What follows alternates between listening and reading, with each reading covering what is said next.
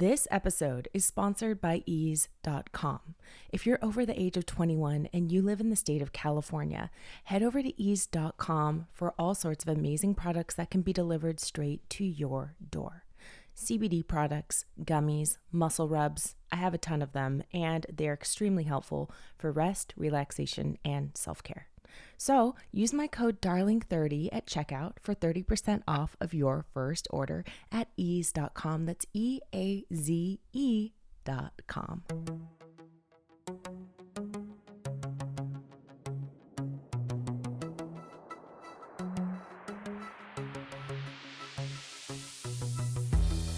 Hello and welcome to another episode of Hot Pizza Ass Podcast. I'm your host, Erin, and today we are talking to Gabi Conti. She is a dating expert and writer. She is also the host of new podcast, Am I Dating a Serial Killer, exclusively on Audible. Now, this is an amazing podcast because it really brings to light a lot of the dangers in the way that we date people now. And Gabi has learned a lot from hosting this show. She not only gives great dating advice in general, but she's going to give us some really, really important dating tips. And I'm talking dating tips that aren't obvious, like the ones I haven't heard before.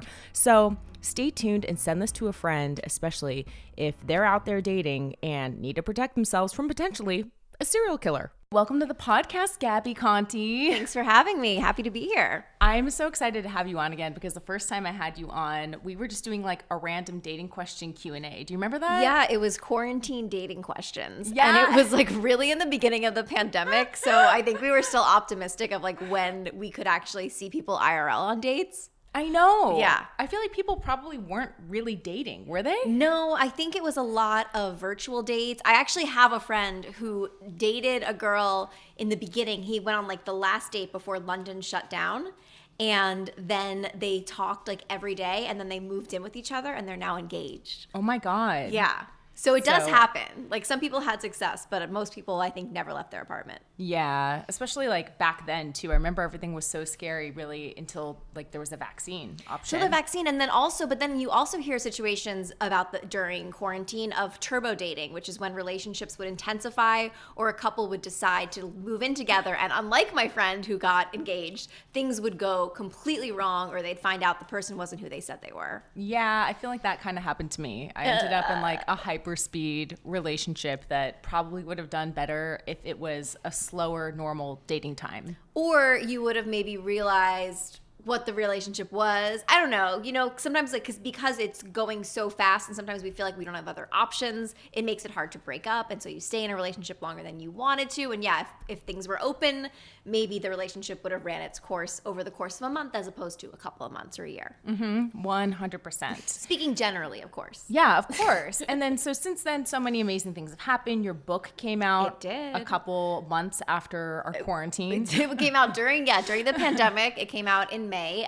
20 Guys You Date in Your 20s. Yeah, which, by the way, you guys should all check out. I'll have a note in the description where to get Gabi's book because it's so cute and it's so fun. I love the way that it was just like packaged and it's like a fun flip through book with a lot of great essays and fun interactive things. So it's almost like a book it's like a party book. Like it's part of you, and every time you look at it, it can be kind of different depending on what you're going through. Yes, and that's what I wanted it to be, a book that you could just kind of flip to. So if you are dating someone that you're in a long distance relationship in and you didn't figure out before, like reread that chapter, like take that quiz. It's so funny because a friend of mine today actually just called me for dating advice and I was like, oh, it sounds like you're dating the guy you always go back to. Let me tell you about my experience. Like obviously this is my experience, but here's usually what happens in this situation. Like make sure you ask these important questions. And if you don't have me on speed dial like my friend Jana, it's okay because my book has a lot of this advice there. Also, you could always DM me. I answer like almost all my DMs. Do people DM you with dating questions a lot? Oh yeah.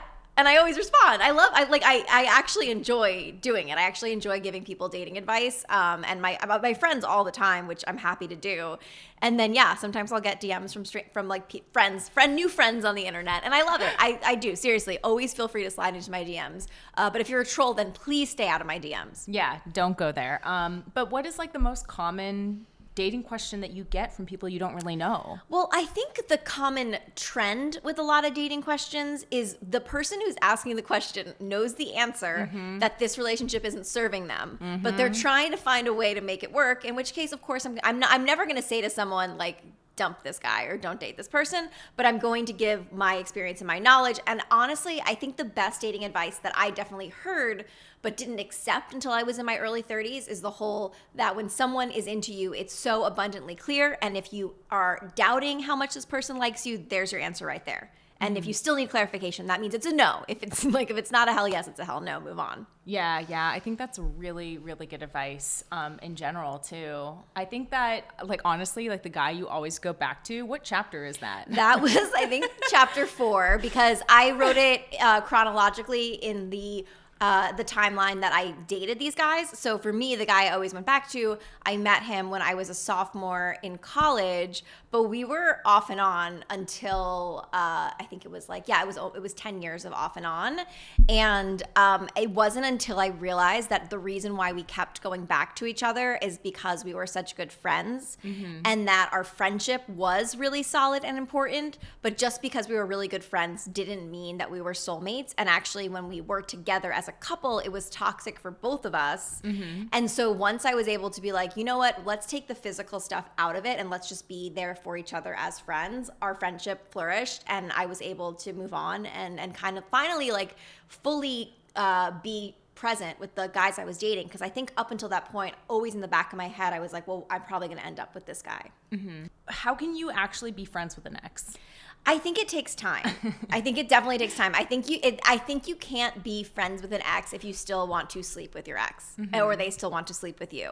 I think the friendship has to come from a place that you really are there for each other and you're supportive of each other. I think you have to be okay with one another dating other people and like really be okay. You can't be comparing yourself to that person. You can't be jealous.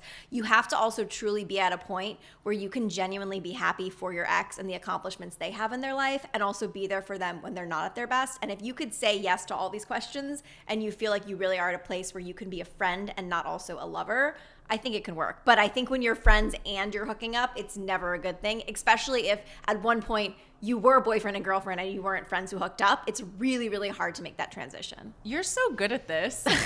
Thanks. How did you get so good at this? I think it was the 10,000 hours worth of dating that I say I did in my 20s, because yes, I was single for most of my 20s and I found myself in all these relationships or situationships, and I started getting to therapy. Therapy helped. So speaking to someone else, a shout out to the angry therapist, and also just like writing things down and being self-reflective got me there. And then I was in a relationship at the end of my 20s, early 30s. And then when I left that relationship, I went on the 30 dates in 3 days, which I think was a great refresher, a crash course on what dating was like the 2 years that I was in a relationship. Yeah, that sounds fun. I feel like. Was it?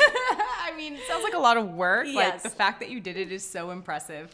But yeah, I just downloaded a dating app. Ooh. Yeah, for the first time in 2+ years. Oh my goodness. Yeah, and I remember the last time I had a dating app, you helped Yes, me. I helped you. I remember like helping you curate your Bumble profile. Yeah. And I was like helping you swipe, because I also think that's another reason why dating apps don't always work for people, is because maybe not, I wouldn't say standards are too high, but maybe we're swiping left at people like, or we're swiping right and left at the wrong people. Yeah. And we're swiping right at the people who have perfectly curated dating app profiles, which sometimes is a big red flag. And we're swiping left at the people who have potential, but probably don't really know how to present themselves on a dating app, which is most people. And I think we have to give those people a chance. That's a really, really good piece of advice too, because I mean, that's how you found That's your how husband. I found. Look, my husband, when we met on Bumble, and he had a lot of questionable pictures on his dating app profile, but I could sense there was something cute about him, and also the fact that the conversation was quick. Like I sent him a message because it was Bumble, and he responded, and we had a great conversation, and he was the one who was like, let's go on a date. And he was the one who moved the relationship forward. And so those were all green flags, even though there were a couple of red flags on his dating app. Okay, so red flags on the dating app, maybe, you know, give them a chance. Give them a chance to explain to themselves. redeem. Yes, give them a chance. Give them a chance. But if you continue to see red flags after the potential red flags on the dating app, then you should probably run. Yeah, absolutely. That makes so much sense. So now you have a new project. A new project, a podcast that just launched. It's called Am I Dating a Serial Killer? And you can listen to the entire 10-episode first season only on Audible. And this is with XG Productions, who are the people behind America's Most Wanted. Ooh. Yes. Okay. So you're like the America's Most Wanted of dangerous people to date. Pretty much. I feel like this podcast, I mean, the title's a little facetious, right? Like, it's not like we actually are interviewing people who really think they're dating a serial killer, but it is that fear that I feel like we feel when we go on a date with a stranger. You know, we're taught stranger danger, and you see a red flag and you're a little bit, oh my God, is this the red flag? And you know, that and also I think we're living in a world where people are so obsessed with true crime, so our brain always like goes there, and we're on dating apps. So there's all these dating apps, and we love true crime, and I feel like that's where the question, am I dating a serial killer, stems from. That's what XG Productions came up with. But yeah, I mean, the show features 10 people telling me these unbelievably true dating stories, and I give them my, like, what I think about it from the, you know, self-proclaimed dating expert. But then we bring on an actual expert. So we bring on former FBI special agents, people who are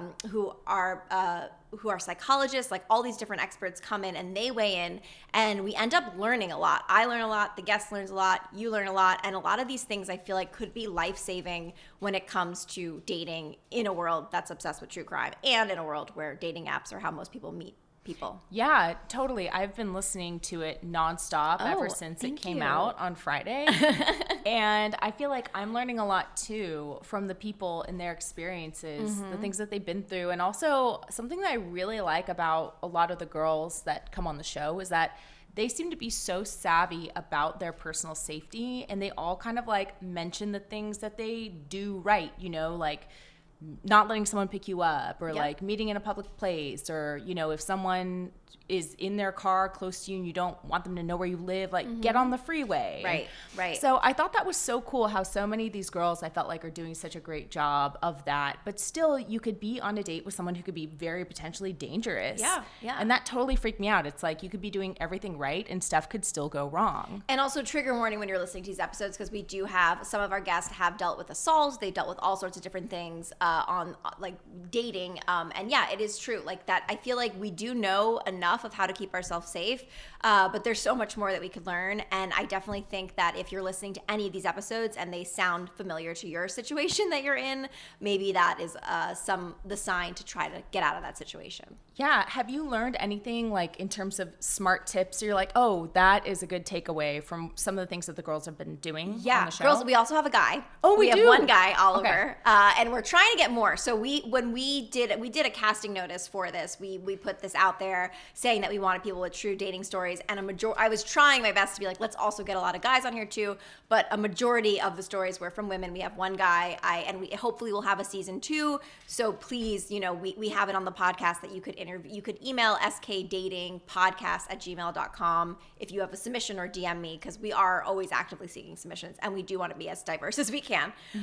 But your question about the safety tips. Yeah. The biggest thing that I didn't know before going on this show or doing this show was the fact that you should try to keep your conversation on your dating app when you are meeting someone from a dating app. You shouldn't give them your number until after the date. Okay. Because if this is a dangerous person that you're matching with, there's so much information they could get from you with just having your cell phone number. And if you put everything on the dating app too, all of these dating apps, most of them, Bumble for sure does this, but the rest of them I think are aiming to do this. They also have your conversations. So if there is an issue with the person, you can report them.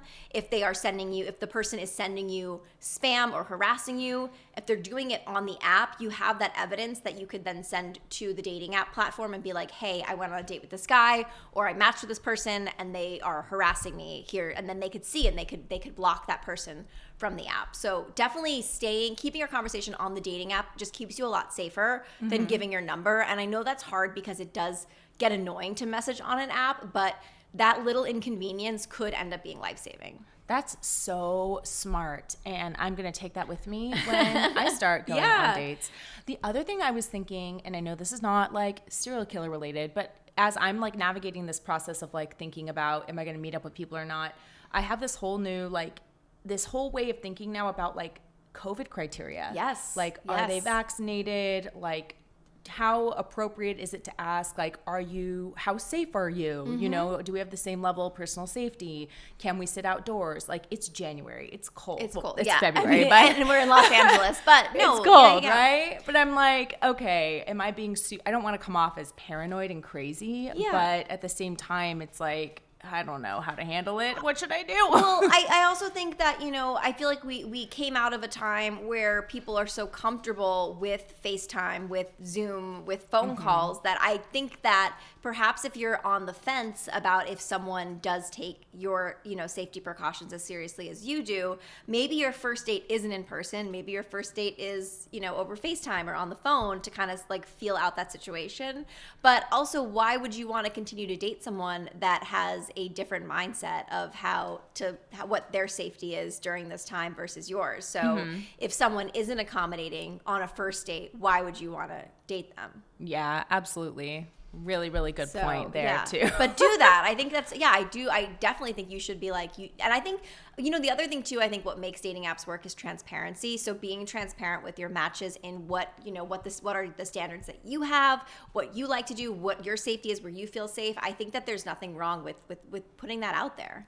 Yeah, totally. And when you guys were casting for season 1 for stories to include on this podcast, like, was there a category of story that was like you got the most submissions in? Like, what do you think is like the most prevalent thing that you've seen come your way when people were submitting? Sure. I think a lot of them kind of fell under like cheater. And then there was a handful of submissions of people that just like really were mad at their ex and like wanted to get revenge on their ex. But we were kind of looking for more submissions that kind of fell into more that the person they were dating showed signs of that dangerous personality. So those dangerous personality traits could end up potentially being a serial killer, or they could just be, you know, a gaslighter, a cheater, a love bomb, or whatever. So we were looking for those kind of key terms because also that was a way that we could kind of educate the listeners about how to stay away from these things. But yeah, I feel like cheater was a very big one. I feel like there were a lot of cheaters, and we're like, okay, yes, a lot of people cheat, especially on dating apps. But we kind of wanted to look deeper into that and to try to find something that was a little bit more, and also just things that felt unique, that felt unusual, that felt like stories you don't hear every day. Yeah, like a cheater, but like a scarier cheater. Yeah, or a serial cheater. I mean, that always is like the story of like where, you know, you find out that this person has a mythological way of dealing with cheating and has done this in every relationship. That's another thing too. There were so many good stories, so it was really hard to find the 10 ones that we found, but we really wanted that each of those stories to kind of have their own unique thing that set them apart from the rest. And so since you have such a wealth of experience writing about dating, like doing articles for publications and writing a book, so I'm sure that you have talked to many people about their dating experiences over the years. So were any of the podcasts guests people that you knew that they had a wild story? Yes, there's one guest. Well, I knew 2 of them, because I posted on my own social. So some people that I followed had gotten back to me. So I do know 2 of our guests. And then one of those 2 was someone who I know always has wild dating stories. and her story is definitely a wild one. It's the craziest ghosting story I think I've ever heard in my life. Wait, really? Yes, it's insane. What episode is this? I think it's Danielle's episode. Okay. Because Danielle would be fine with me saying her name because she's already been promoting. Because a lot of our guests, rightfully so, are not promoting the podcast because they don't want people to know that this was their story. You know, because we do first names. Some people change names, but Danielle's been promoting. I want to say she's episode 7 or 8, but her story is just like, it's nuts. Okay, good. It's nuts. I'll have to check out that one. Yeah. I haven't gotten to that one yet. It involves a scientist. Oh, okay. Yeah. Okay. I'll leave it at that. My curiosity is ghosting piqued. Scientist. So my favorite episode, yes, is the one about the girl on Valentine's Day who was in a cocktail dress and had to like escape her partner like in the street with flat tires that he'd slashed, all 4. Yep. and assaulted her with a knife. Yes. I mean, again, trigger warning with all this is we deal with such sensitive subjects, and this definitely is a very sensitive subject. And Valentine's Day coming up, the fact that we released this around like heading in Valentine's Day, I think this is such a must listen because I feel like so many people use the Hallmark holiday as an excuse to stay in relationships that aren't serving them. And this is literally the worst case, and I think one of the worst case scenarios of you staying in a relationship that has all the red flags because you feel like you cannot leave your partner alone on Valentine's Day, or you don't want to be alone on Valentine's Day. Right. But yeah, this story is incredibly heartbreaking. It also involves her kitties, which thank goodness survived. But yeah, I mean this literally went from 0 to 100, but they were a lot of red flags, and these red flags were the things that she could see on paper. But the feeling that she had with this guy and how much she liked him made it very hard for her to like really see these red flags. But I think now she's fine now, but this happened years ago. So I think now she's looking back and she's kind of realizing, wait, there also was this and there also was that. And yeah. Yeah. And I think it must be so traumatic to be in a relationship like that. Yes. Because like I've been in really shitty relationships. Like I know that you've experienced stuff like that too. And like, I think sometimes when you're in it, it's so hard to really recognize it. Like you have a feeling. Like I always had a feeling that something, I was like, this cannot be right. I can't be solely responsible for every fight that we have. Like I feel like I'm always on eggshells. Like there were things that were always happening that I knew just like weren't right. But I thought it was like this person had trust issues and maybe they would like resolve them and they would come around and things would be different. But I never really like registered that as emotional abuse. Emotional abuse is a lot. I think every single episode deals with some level of emotional abuse. And I think that's the thing, because we don't recognize emotional abuse as much as we should, because when we think abusive relationship, our brain goes to the battered, woman with her black eye. Like that's what we think about. We don't think about the emotional side of it. And so this podcast really does explain what love bombing, gaslighting, coercive control, like all these other terms are. And what's crazy, and you probably will experience this too, and I experienced this when I was doing these interviews, is I would be hearing a story, and while my story wasn't exactly the same, I was like, oh, I have been in a situation where I was under coercive control, or my ex did love bomb me, or I definitely have been gaslit. So it's crazy to experience this, and so yeah, I think it's great that we were able to have these conversations. These are tough conversations, but they are triggering, because you remember even like relationships from 10 years ago, you'll be like, wow, I was in a similar situation to that. Yeah, absolutely. And then when it comes to gaslighting specifically, I feel like there's so many ways to categorize gaslighting or to describe it even. Like, how would you describe gaslighting? I think because like a lot of people, I think, use the word gaslighting and lying like interchangeably. And gaslighting is lying, but I think the biggest thing about gaslighting is that someone is lying to you to the point where you start to question your own sanity, because they are changing your reality by lying to you and making you feel like you're the crazy one. I think that is more of like what gaslighting is. Yeah, I feel like that must be a super common one. Oh, it happens a lot. But also I feel like there's been a lot of people love the word gaslighting now, and they use it all the time. It's like people a trendy word, which is like, okay, let's make sure we're using it properly, please. I used it this weekend. But it could have, I don't doubt that it was an accurate description of it. I love it.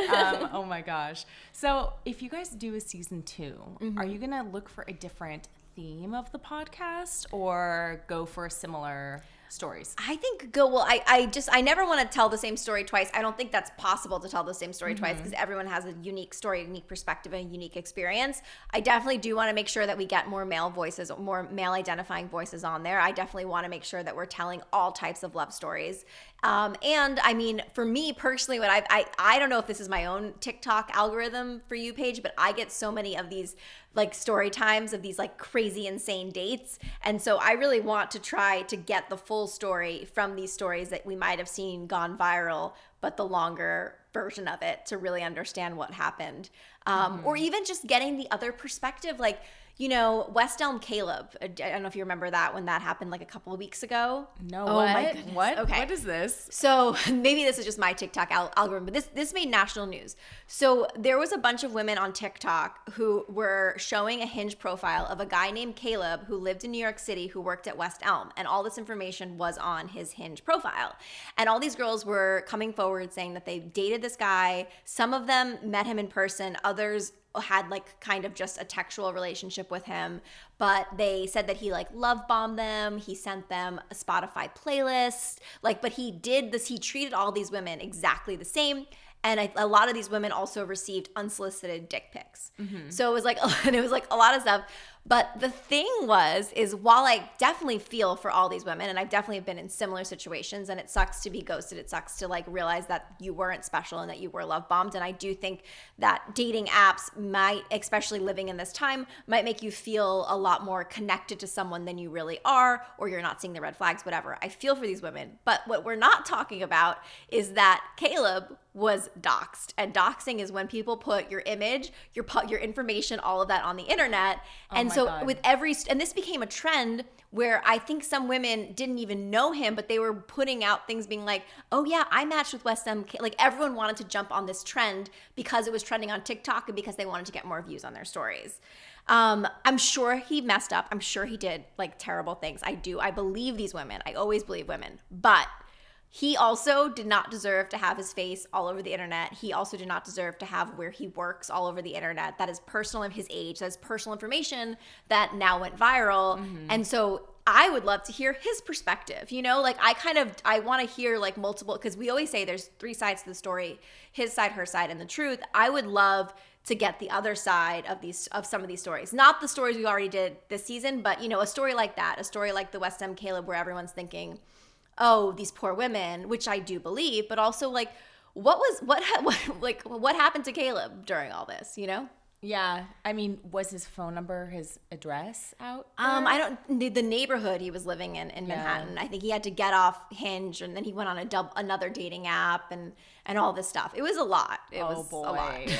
Oh, that's crazy. And then it's like also with the dick pic era that we're in, it's like era. I think we've always been. When did we leave this era? That's true. Always. Since cell phones. But now we're in the era of recognizing if someone sends it without consent. Yes. You're a that predator. that is assault. So that is digital assault. So I do, again, I feel for the women. I definitely do. I don't think that, you know, they should not received these unsolicited dick pics. Yes, totally. But also, we should not be putting out people's information all over the internet. We should be like, I used to, when I talk about dating, people I've dated, I always, and this is also like a journalism thing, I always make sure to change their name, to not show their face. Like I used to do a thing on my Instagram stories where I would do a daily date and I talk about what the date I went on. Like, you know, I talked to my followers about how I was feeling before the date and after the date, but I never showed my date unless they wanted to be, unless they knew about the thing and they wanted to be shown. I never showed their face. And also when I did the thing for Cosmo, 30 dates in 3 days,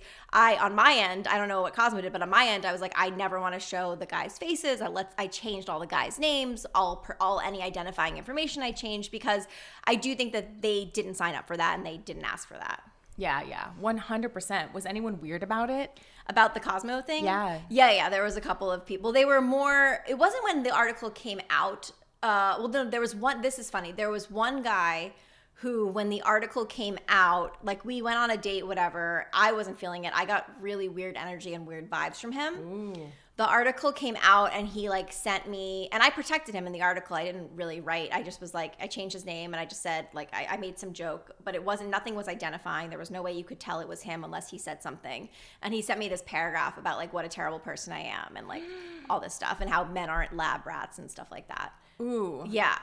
Turns out, this guy ended up being one of the guys that one of our guests came on the podcast to talk about. Are you kidding me? And she had a situation where he assaulted her.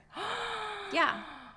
And it's interesting that, you know, yeah, it doesn't surprise me, because someone who lashes out over that versus something like, of course that's the same person, you know? Yeah. And of course it's like, there's nothing that could connect you to this article. No. So who really cares? Yeah, and that's the thing too, with that article and with anything else I've done, and also with my book and all that stuff, like I will never reveal who those people are. The only way they're who will ever be revealed is if you admit that you're that guy. Yeah. That's the only way. Yeah. Wow. I cannot believe that. So wait, when this person on the podcast tells the story, and are you instantly like, oh my God, that's the guy? Well, we had like a side about it, and then I ended up telling our the expert that we had on that I had been on a date with this guy, and so it was just like, it was chilling. It was chilling. So your dating radar must be so good now. Now it is. I don't think it was good when I was dating. Like, I think, like, now I feel like, now that I'm married, like, yeah, and I'm also, like, clocking this stuff. Like, when I'm seeing things, I'm like, oh, you better run. But, like, when I was an idiot when I was dating. Are you kidding me? No, you weren't. I knew you when you were dating. No, but I wasn't being safe because I was giving my cell phone number to dates, right? Yeah. I was going on a lot of dates with strangers. I mean, I think the safest thing I did is that I would never give them my address. I never would except there was one time, and I regretted it, where I would never accept a ride. And I would always go to the same couple of bars because I felt comfortable at those bars and I knew the staff there. Yeah. And those things were things that I think I did to keep me safe. The one time I accepted a ride home from a date, I felt like I almost got abducted. Like I was giving him directions and he was not listening to the directions, and it felt like he was trying to keep me in his car for as long as possible. Oh my God. And and this was a second date. But a second date I didn't want to go on, which is the bigger lesson. If you feel like you do not have to go on a second date just because someone asks you out on a second date. If you're not feeling it, don't force yourself to go on a date, because you could find yourself in a car with someone you don't want to be in a car with, and then them taking a million wrong turns to take you home. Your heart must have been pounding. So I just it was one of the scariest moments of my dating life was that situation. It's like, and I guess I don't want to be like, just say men, but like anyone that would do that, I think would have to like know how freaky that is. Yeah. That's not a good look. It's not a good look. It was just and it was just the kind of thing too, like you sense it too if you know what you're comfortable doing, your comfort zone, which is also why I would suggest on first dates to not really drink that much so you can be high alert. But when someone does something and you just don't feel comfortable and like just say no, like walk away from the situation. Like you should never feel that you're in a situation that you can't escape, because it's not worth it.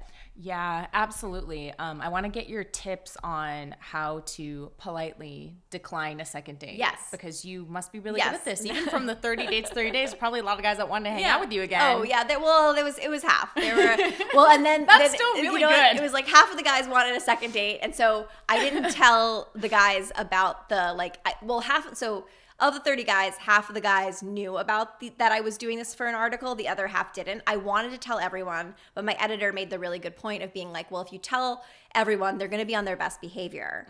So I didn't, because I was really looking for a genuine connection, and I ended up, marrying the 31st date. So it did work, but it was that whole thing. And then so of the guys, I would say about half of them wanted to go on a second date. And so of the half, the guys that didn't know about the experiment, I would be like, oh, hey, by the way, and I would tell them what was going on. And then half of the guys after that. So I think I got like a fourth of the guys I went on second dates with, because people were like, yeah, no, I'm not really interested in dating someone who does this for a living. Does this for a living. Thank you, though. Honestly, I feel